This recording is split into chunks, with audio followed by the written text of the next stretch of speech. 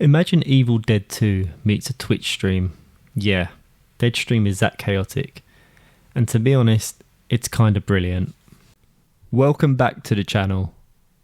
This time round, I'm going to be diving into one of the most fun entries in the found footage space, and that is Deadstream. So let us begin.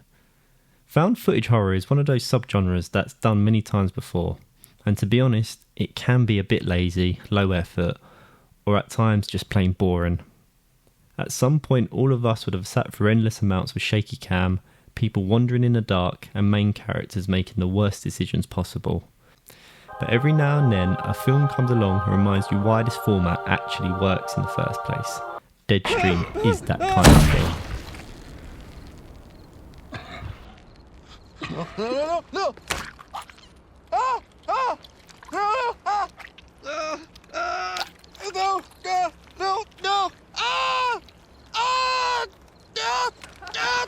It's chaotic, unpredictable, and surprisingly effective, blending horror and comedy without going too far in either direction.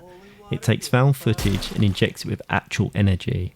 Thanks to this sharp writing, a committed cast, and genuinely scary moments, it's a great example of how to do found footage properly.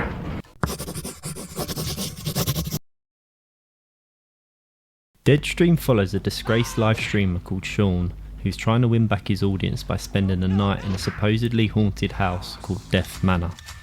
To prove he's serious, he throws his car keys in a sewer, the spark plugs to his car in the woods, and locks himself in the house. Not sure that's a great idea, Sean. The house itself has a dark past, haunted by a failed poet and eccentric heiress named Mildred Pratt.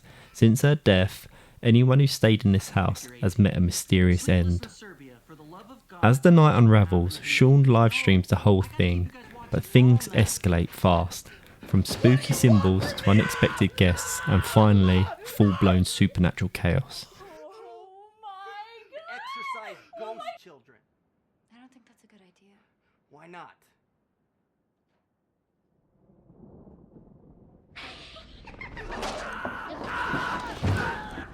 With only his viewers for support, Sean has to piece together what's actually happening in order to survive the night, all while broadcasting every moment. It's messy, it's frantic, and to be honest, that's why it works. And forfeit my will. I'm sorry, Sean. So what actually works? Let's start with Joseph Winter, who doesn't just write and direct the film, he also stars in it as Sean. And honestly, it's the perfect call.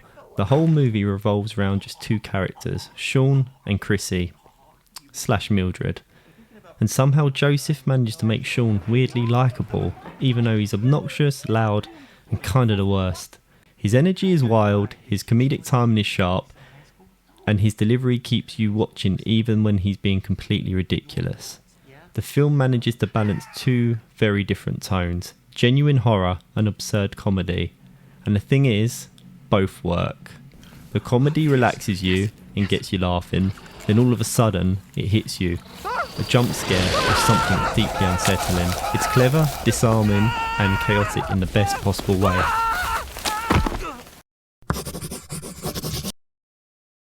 Deadstream wasn't just imaginative, it was resourceful. Let's start with the location itself. The film was shot inside a real abandoned house.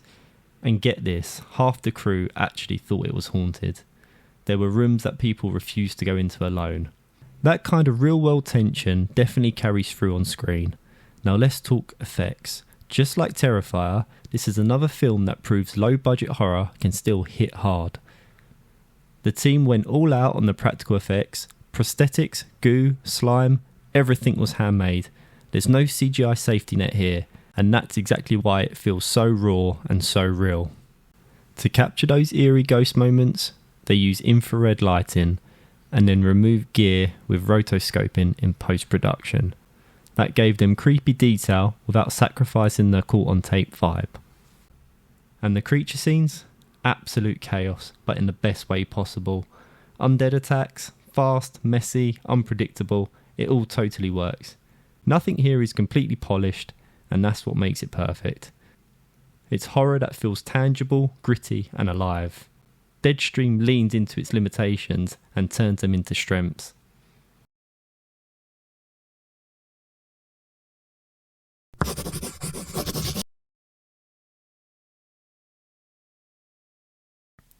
For me personally, what makes Deadstream really shine is how self-aware it is. It knows exactly what it's doing, mocking influencer culture, cancel culture, apology videos, and even cheesy sponsorship deals. It pulls it off without ever breaking the vibe. But never get too comfortable with this film, because there's some genuinely creepy moments, especially when we meet Chrissy, or rather Mildred. Melanie Stone is phenomenal, shifting from quirky superfan to full-blown nightmare in a matter of seconds. She's funny, she's terrifying, and she's unforgettable. And even on rewatch, I noticed a little joke. On her jacket, she has a badge that reads "Dead Inside." Very clever, Mr. Winter. The film in some ways kind of reminded me of Drag Me to Hell. 1 minute you're laughing and the next minute you're horrified. And when that balance is just right, it's incredibly effective.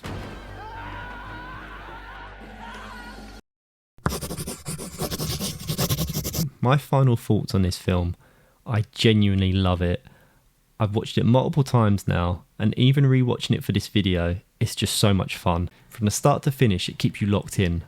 Thanks to Sean's unhinged energy and Mildred's seriously creepy presence, it still makes me laugh, it still creeps me out, and it delivers exactly what I want from this type of film.